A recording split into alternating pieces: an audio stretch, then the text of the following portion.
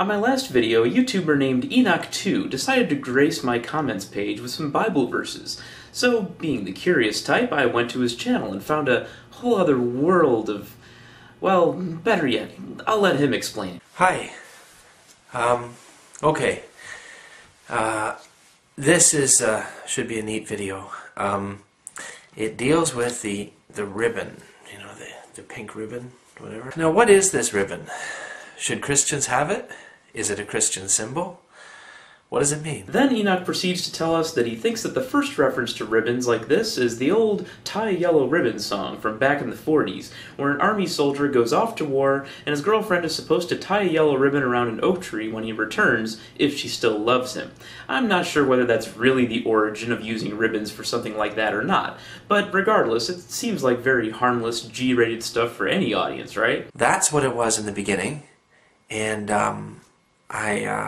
that's got maypole imagery. Okay, that's the maypole. Alright, the old oak tree and the yellow ribbons around it.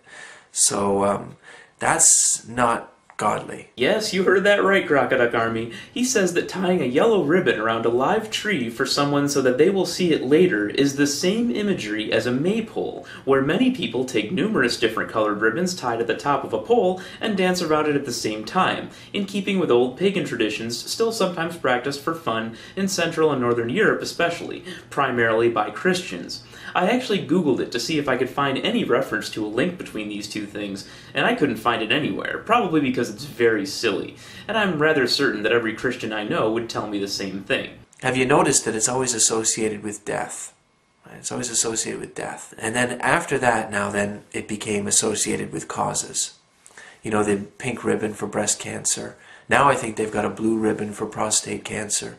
I think the yellow ribbon is still associated with the troops. People who are not saved are in bondage to through the fear of death. And so they worship the one who has the power of death, that is the devil.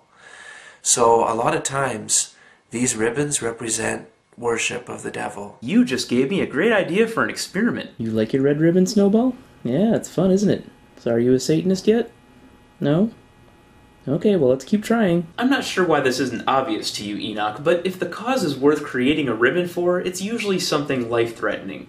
If you wanted to create a ribbon with red splotches on it for acne awareness or something, then go right ahead, but good luck getting support for that. People are passionate about causes to ease human suffering, because everyone knows that's real, unlike your local creation myth that you gobbled up hook, line, and sinker. Now you're telling us that many of those soccer moms with the autism ribbons and breast cancer awareness ribbons on their minivans are actually devil worshippers. If you're right about that, then my neighborhood just became a lot more interesting, by the way. Looks like my baby barbecue block party will be well attended after all. It's much like the Ankh of ancient Egypt, you know, which is a cross with a loop at the top. It's supposedly representative of eternal life, but it in fact represents carnal immortality. I was walking down the street in the town next to me, and it was on all these street poles like this. It was on these street lights with you know, like on like a banner or a flag on the street pole, and here's what the Lord revealed to me that it really is. This is what the Lord showed me. The ribbon really is. Does anybody recognize that? You know, Enoch, while this video is undoubtedly pure entertainment for atheists, I do have a higher purpose of a sort for challenging your beliefs specifically.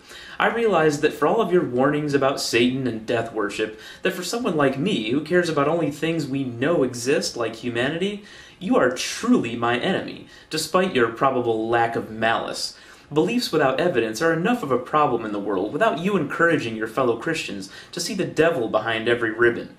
You're encouraging believers to be governed by paranoia and fear of evil instead of striving to reduce human suffering like the rest of us. In fact, I can think of very few ideas that you could advocate for that would be a worse disservice to your fellow man. If Satan were real, he'd be proud of your efforts.